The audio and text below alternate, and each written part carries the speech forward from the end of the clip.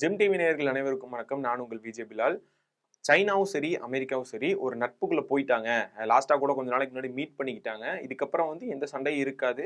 பொருளாதார ரீதியாவும் எந்த பிரச்சனையும் இல்லாம சரியா போகும். இதுக்கப்புறம் வந்து சைனாக்கும், ஒரு அமெரிக்காவுக்கும் ஒரு நட்பு வந்து வளர ஆரம்பிச்சுரும். இனி இன்னும் அடுத்த வருஷத்துல கூட ஜனவரி இல்ல பிப்ரவரி இந்த மாரி டேட்ல வந்து சீக்கிரமே வந்து திரும்ப மீட்டிங் வந்து நடக்கும் அப்படிங்கிற மாரிலாம் வந்து சொல்லிட்டு போயிருந்தாங்க.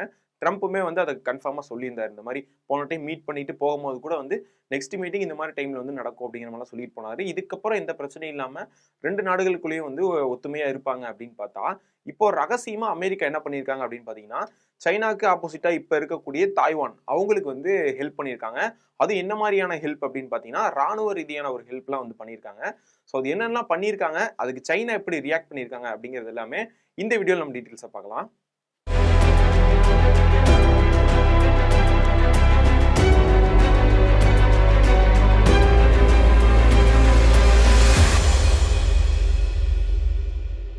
சைனா கூட இப்ப யார் ஆப்போசிட்டா இருக்காங்க? அதாவது சைனாக்கும் இப்ப யாருக்கு வந்து போயிட்டு இருக்கு, ஒரு பிரச்சனை போயிட்டு இருக்கு அப்படின்னு பார்த்தீங்கன்னா, தாய்வானுக்கு வந்து போயிட்டு இருக்கு.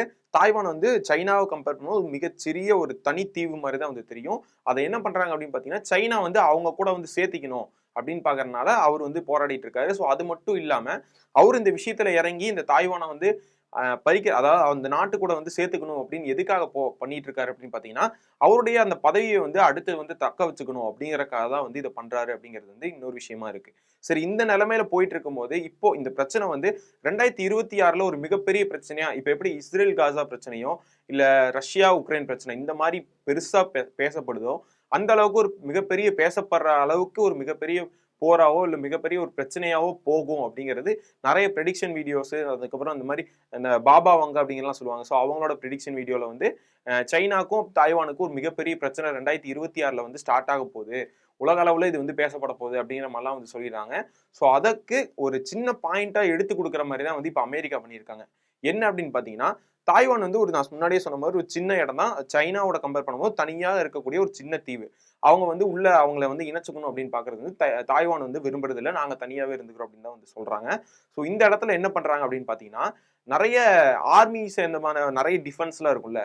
நெறைய அந்த ஆயுதங்கள்லாம் இருக்கும்ல. ஸோ இந்த மாரி விஷயங்கள்லாம் வந்து தாய்வானுக்கு வந்து அமெரிக்கா வந்து வித்திருக்காங்க. அது எவ்வளோக்கு அப்படின்னு பார்த்தீங்கன்னா, கிட்டத்தட்ட $11,000,000 அளவுக்கு வந்து வித்திருக்காங்க. அதாவது வாங்கியிருக்காங்க இவங்க. எதுக்காக வாங்கியிருக்காங்க? அப்படி என்ன சொல்லியிருக்காங்க அப்படின்னு பார்த்தீங்கன்னா, இவருக்கு வந்து ஆல்ரெடி தாய்வானுக்கு வந்து நெறைய கடன்கள் இருக்கு.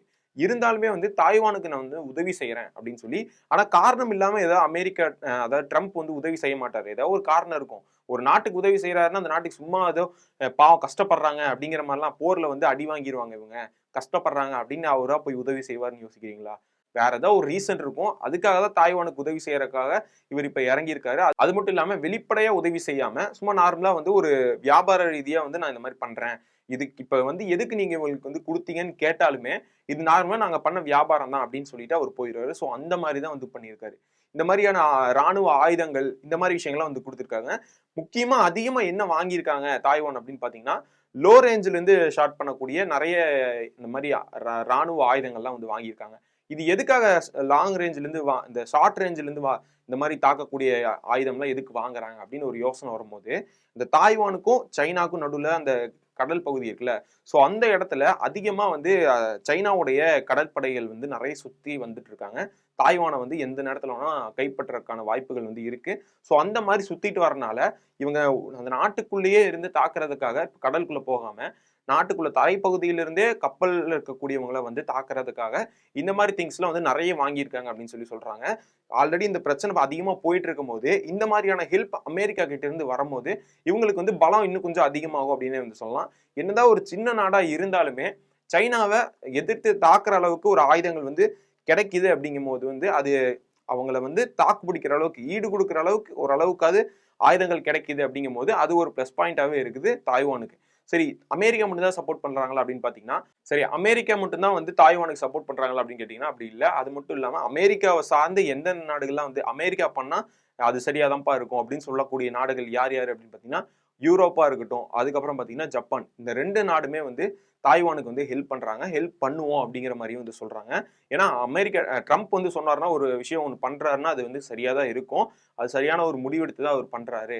ஸோ அதனால அவர் சொல்ற நாங்களுமே கேட்போம். அவர் ஏதாவது ஹெல்ப் பண்ண மாரி ஏதாவது ஒண்ணு சொன்னாருன்னா, அதுவுமே நாங்க கேட்கறதுக்கான வாய்ப்புகள் இருக்கு அப்படின்னு சொல்லும் போது, ஸோ இப்போ என்ன நடக்குது அப்படின்னு பார்த்தீங்கன்னா, யூரோப்பும் சரி, ஜப்பானும் சரி, தாய்வான் இந்த 3 நாடுகள் விசஸ் சீனா இந்த மாதிரியான ஒரு சூழ்நிலை வந்து அமையறக்கான வாய்ப்புகள் இருக்கு. அது கூட வந்து அமெரிக்கா வந்து இப்ப இருக்கக்கூடிய போர்ல எப்படி பின்னாடி இருந்து உதவி செய்யறாங்களோ, நிறைய விஷயங்கள் வந்து அமெரிக்காவுடைய ஒரு பிளஸ் ஒண்ணு இருக்கோ எல்லா நாடும் இப்ப நடந்துட்டு இருக்க போர்கள்ல வந்து அமெரிக்காவுடைய ஒரு சின்ன ஒரு பிளஸ்ஸாவது ஏதோ ஒண்ணு இருக்கோ அப்படிங்கிற மாதிரி இருக்கிற மாதிரியே இந்த இதுலயுமே இருக்கும் அப்படிங்கிறது வந்து தெளிவாவே தெரிய ஆரம்பிச்சிருச்சு. ஸோ 2026ல புதுசா வந்து என்ன போர் உருவாக போகுது, இருக்கிற போர் பத்தாம இன்னொரு போர் வந்து உருவாக போகுது என்ன அப்படின்னு பாத்தீங்கன்னா, சைனா விசஸ் இந்த தாய்வான் இந்த இதுதான். தாய்வானுக்கு பின்னாடி இந்த மாதிரி நாடுகள் நான் முன்னாடி சொன்ன மாதிரி இந்த யூரோப் இந்த மாதிரியான நாடுகள்லாம் இருக்க போறாங்க. இது போக எக்ஸ்ட்ரா நாடுகள் சேர்றதுக்கான வாய்ப்புகளும் இருக்கு. அமெரிக்காவுக்கு சப்போர்ட் பண்ணக்கூடிய நாடுகள், சைனாவை வந்து எதிரியா பார்க்கக்கூடிய நிறைய நாடுகள் சேர்றதுக்கான வாய்ப்புகள் இருக்கு. அப்படி வந்தாங்கன்னா மிகப்பெரிய ஒரு போர் உண்டாகிறதுக்கான வாய்ப்புகள் அதிகமாவே இருக்கு. ஆல்ரெடி அந்த சைடுல ஃபுல்லாமே போர் கண்ட்ரோல்ல இருக்கு அப்படின்னு சொல்லிட்டு அமெரிக்கா, அதாவது ட்ரம்ப்புடைய கை படுற அளவுக்கு தான் வந்து எல்லா போருமே போயிட்டு இருக்கு. அவர் ஏதோ ஒன்று பண்ணாருன்னா இந்த போர் நிறுத்தி வச்சிடலாம் அப்படிங்கிற இதுல போனாலுமே இன்னுமே போர் நிறுத்தாம தான் அங்கெல்லாம் நடந்துட்டு இருக்கு. ஸோ இந்த போர் வந்து புதுசா ஆரம்பிக்க போகுது அப்படிங்கிற ஒரு தகவல் வெளியே வந்திருக்கு. இதுக்கு சைனா என்ன ரிப்ளை பண்ணியிருக்காங்க அப்படின்னு பாத்தீங்கன்னா, விதை விதைத்தவன் வினை அறுப்பான் அப்படிங்கிற மாதிரி ஒரு தத்துவம் வந்து சொல்லி, அதாவது இந்த மாதிரி பண்றதுனால ஒரு யூஸும் இல்லை உங்களுக்கு. நீங்க இந்த மாதிரி வந்து அவங்கள்ட்ட வியாபாரம் செய்றீங்க. நீங்க நேரடியா அந்த தாக்குதலுக்கான ராணுவ ரீதியான பொருள்கள்லாம் குடுக்குறீங்க. அமெரிக்காவுடைய ராணுவத்தை வந்து இந்த மாதிரி குடுக்குறீங்க. ஸோ இது வந்து கண்டிப்பா ஒரு பிரச்சனை உண்டாகிறதுக்கான வாய்ப்புகள் இருக்கு. நாங்க திருப்பி பதிலடி குடுத்தே ஆவோம். எது நடந்தாலும் அது எங்களுக்கு பொறுப்பு இல்ல. நீங்க என்ன பண்றீங்களோ அதே தான் சைனா திருப்பி உங்களுக்கு பண்ணும். அப்படிங்கிற மாதிரி ஒரு செய்தியும் வந்து வெளியிட்டிருக்காங்க சைனா. ஸோ இது வந்து இப்போ கொஞ்ச நாள் முன்னாடி தான் சைனாக்கும் அமெரிக்காவுக்கும் ஒரு நல்ல நட்புறவா போயிட்டு இருக்கு அப்படின்னு பார்த்தா, திரும்ப ஒரு விரிசல் உண்டாயிருக்கு அப்படின்னு சொல்லலாம்.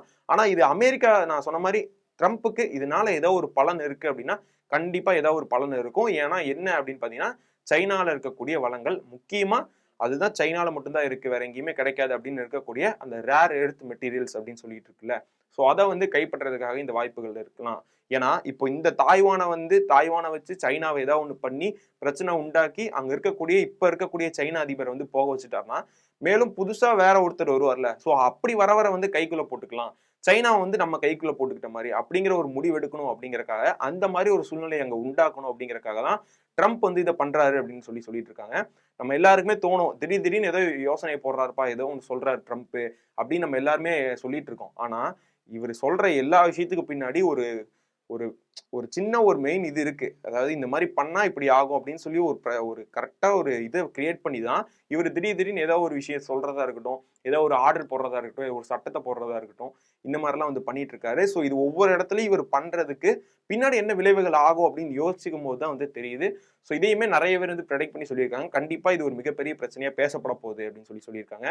ஸோ இந்த ஒப்பந்தம், இந்த சம்பந்தம் வந்து எப்படி ஆயிருக்கு, இந்த மாதிரி விஷயங்கள் வந்து உங்களுக்கு கேள்விப்படும் போது எப்படி இருக்கு அப்படிங்கிறது எல்லாமே கீழே வந்து கமெண்ட்ஸ் சொல்லுங்க.